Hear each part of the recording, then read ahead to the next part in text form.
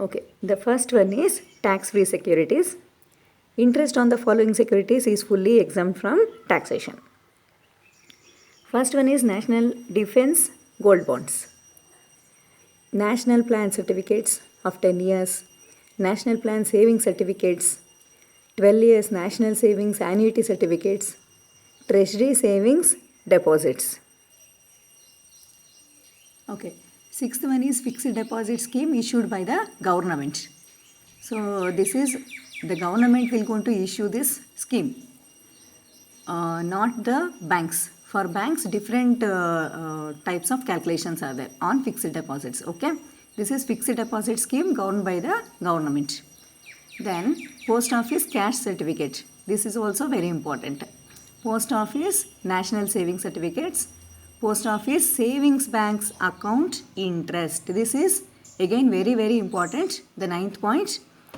See, for individual holding account in the post office savings bank account, up to 3,500 rupees interest is exempted. But in case of joint account holders, if the joint holders will going to hold the account in the post office, in their savings account, whatever the interest they will going to earn up to rupees 7,000 is exempt from taxation. Next, 10th one, post office cumulative time deposit scheme or time deposit account. This is also fixed deposit only. And 12th one also, fixed deposit scheme governed by the post office. 11th one, public account in post office. Then deposits made by the retired government employees. See, in the income from salary chapter we discussed what are the various types of incomes after retirement the employees will going to get, the government employees. If they deposit the money, that retirement benefit money in the government employees scheme, that is also exempt up to 3 years. Okay, special bearer bonds, then special deposit scheme, capital investment bonds, relief bonds, NRI bonds issued by the RBI, non-resident rupee deposit schemes, then interest on tax-free government securities, interest on gold monetization scheme. These are all the interest-free securities are the first one which are fully exempt from taxation. For this you have to write the answer as exempt under section 10 subsection 15. Okay, let us see the second one. In government securities, less tax government securities. But in the problem, the word less tax will not be there. Even for the tax-free securities, as I told you, as we have already discussed the 21 securities, those are the tax-free securities. The word will not be given in the problem tax-free. In the same way, in the government securities also, less tax word will not be given. For example, Delhi Development Bonds, Bangalore Development Authority Bonds, Port Trust Bonds, Municipal Corporation Bonds. So these kinds of words will be there. It may be central or state government securities. So these are less tax government securities. Okay.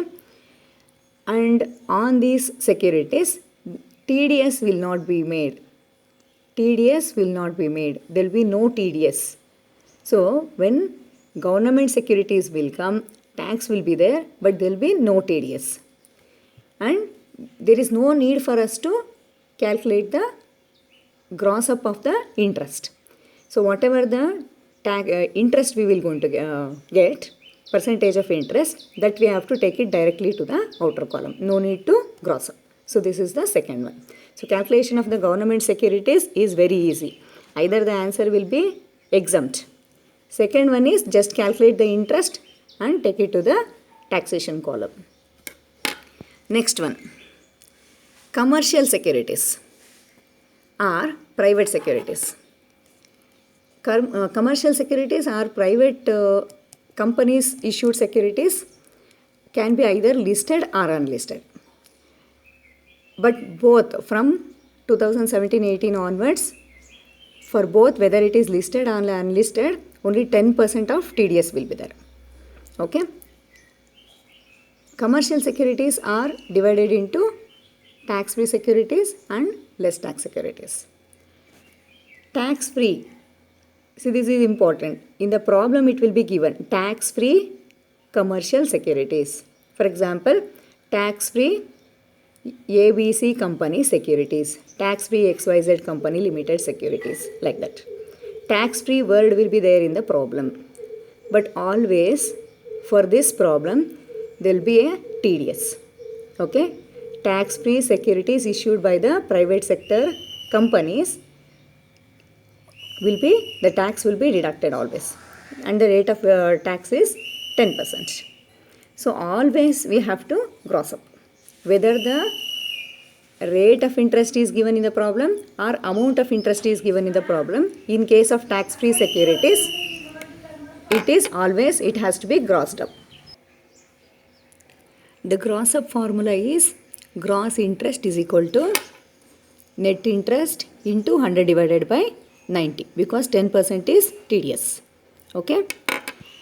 Commercial securities are again divided into less tax commercial securities. See, as the tax-free word will not be there, in the same way, less tax word also, tax-free word will be there, but less tax word will not be there. Okay. How we will understand it is a less tax commercial security? If the word tax-free is not there, it is a less tax commercial securities. Less tax commercial securities are also can be listed or unlisted.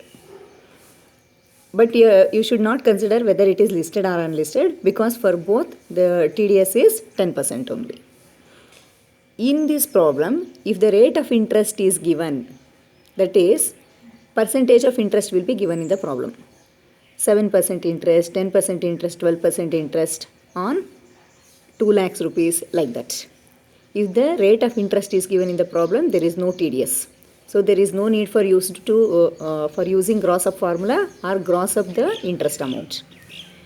But if the amount of interest is given directly, like rupees 2000 interest earned or rupees 5000 rupees interest earned, like that, then there will be a TDS at the rate of 10%. So then you have to use the gross up formula and you have to gross up. The same gross up formula you have to use.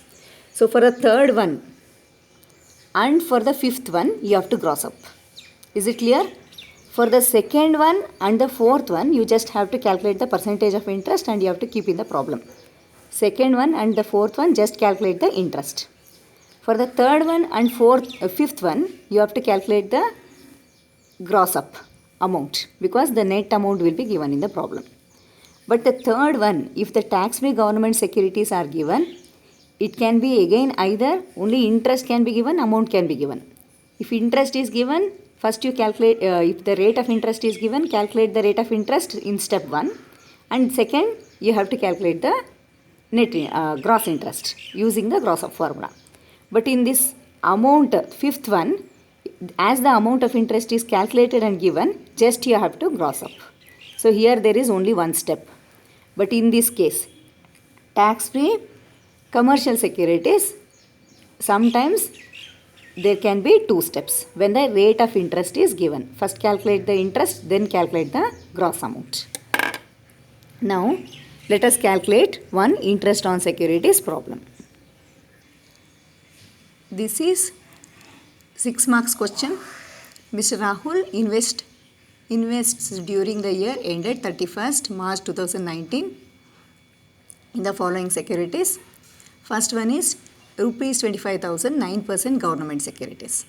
See, they have given government securities, but it is not tax free because we have already discussed which are the 21 tax free securities. So we have to treat it as less tax. I have written there less tax. LTGS means less tax government securities. So in case of less tax government securities, there is no TDS.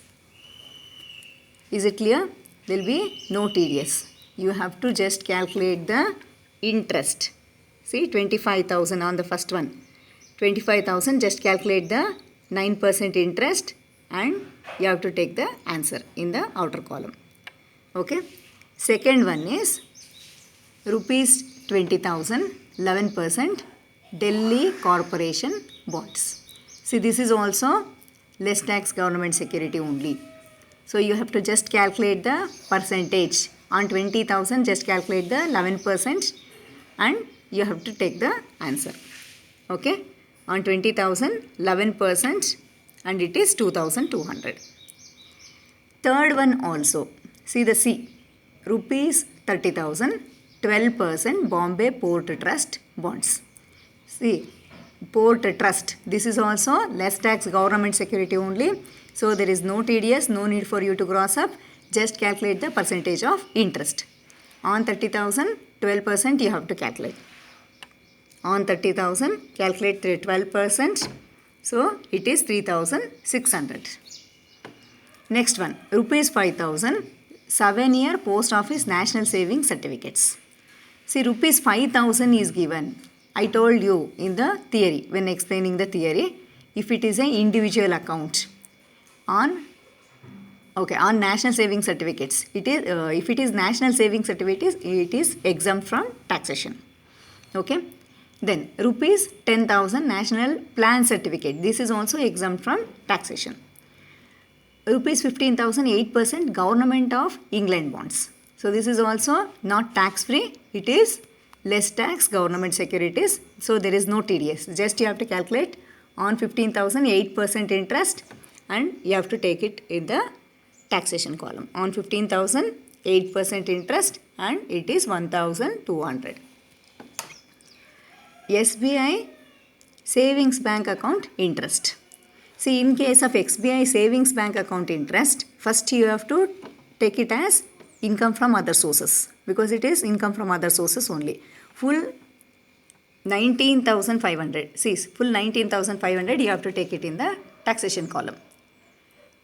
But under section 80 TTA, that is in the last deduction chapter, up to rupees 10,000 it is actually exempted. But when you are taking the income from other sources, you have to take the full amount. So you take the full amount, 19,500. Now you total all the incomes. Is it clear? 28,750. There is one more point. He paid rupees 750. Okay? He paid rupees 750. Paid anta kottidare. So it is expenditure. He paid rupees 750 as commission for collecting the interest on securities. So that expenditure as collection charges you have to reduce. Less collection charges. Okay. Reduce 150 rupees from the total income. So you will get 28,600. This is the final answer. 6 marks question.